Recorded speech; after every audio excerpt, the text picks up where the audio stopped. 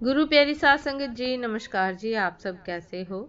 आशा करती हूँ बाबा जी के श्री चरणों में अरदास करती हूँ कि मालिक की कृपा से, निरंकार दातार की मेहरबानी से आप सब बहुत खुश होंगे, मौज बहार में होंगे और अवश्य ही भजन सिमरन में होंगे। साध संगत जी, मैं हाजिर हूँ आज आप सभी से एक बहुत ही खूबसूरत साखी साझा करने के लिए। उम्मीद करती हूँ ये साखी आप सभी को बहुत पसंद आएगी। तो साध संगत जी, चलिए आइए समय न गवाते हुए साखी को आप सभी से साझा करते हैं जी। साध संगत जी, एक संत की कथा में एक बहरा आदमी सत्संग सुनने आता था। वो एक शब्द भी सुन नहीं सकता था। किसी ने संत श्री से कहा, बाबा जी, वे जो वृद्ध बैठे हैं वे कथा सुनते सुनते हंसते तो हैं, पर वे बहरे हैं। बहरे मुख्यतः दो बार हंसते हैं, एक तो कथा सुनते सुनते जब सभी हंसते हैं तब, और दूसरा अनुमान करके बात समझते हैं तब अकेले हंसते हैं। बाबा जी ने कहा कि जब बहरा है तो कथा सुनने क्यों आता है? रोज एकदम समय पर पहुंच जाता है। चालू कथा से उठकर चला जाए ऐसा भी नहीं है, घंटों बैठा रहता है। बाबा जी सोचने लगे, बहरा होगा तो कथा सुनता नहीं होगा, और कथा नहीं सुनता होगा तो रस नहीं आता होगा। रस नहीं आता होगा तो यह बैठना भी नहीं चाहिए, उठकर चले जाना चाहिए। यह जाता भी नहीं है। बाबा जी ने उस वृद्ध को बुलाया और उसके कान के पास ऊंची आवाज में कहा, कथा सुनाई पड़ती है? उसने कहा, क्या बोले महाराज? महाराज, क्या बोले आप?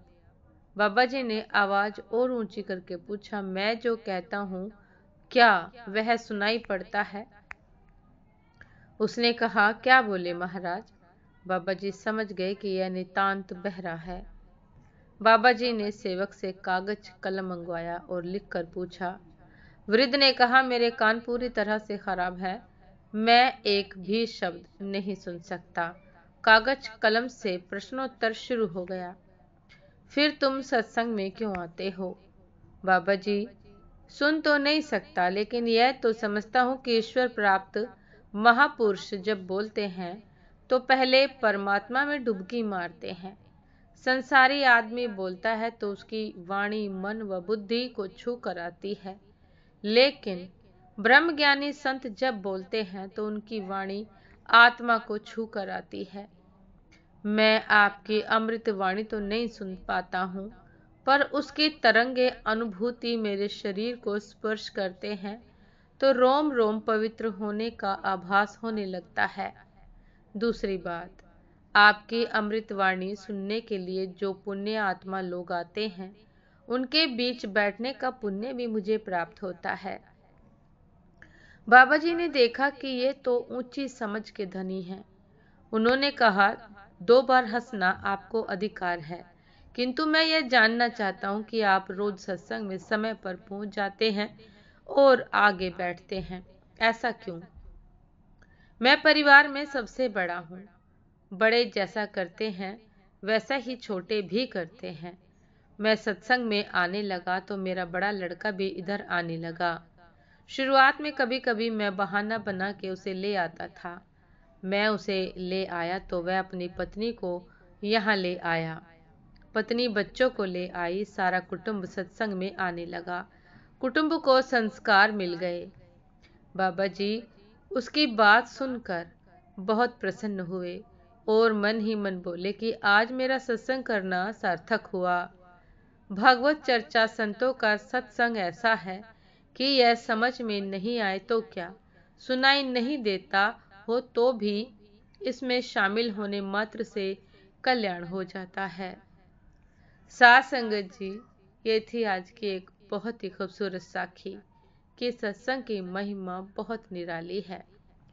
एक बहरा व्यक्ति जो सुन नहीं सकता, लेकिन उसके केवल आने मात्र से उसका और उसके परिवार का भला हो गया, उद्धार हो गया। साध संगत जी, उम्मीद करती हूँ ये साखी आप सभी को बहुत पसंद आई होगी। यदि पसंद आई हो साध संगत जी तो लाइक कमेंट शेयर करना ना भूलिएगा। चैनल पर जो भी नए हैं कृपा करके सब्सक्राइब कर लीजिएगा ताकि चैनल पर मिलने वाली सभी शब्द साखियों की अपडेट आप सभी को समय पर मिलती रहे। साथ संगत जी, आप हमें इंस्टाग्राम पर भी फॉलो कर सकते हैं। इंस्टाग्राम का लिंक डिस्क्रिप्शन बॉक्स में दिया गया है। तो साथ संगत जी, दासी को भी आज्ञा दीजिए। आपसे फिर मुलाकात होती है एक नए शब्द साखी के साथ, एक नए खूबसूरत विचार के साथ। तब तक के लिए नमस्कार जी।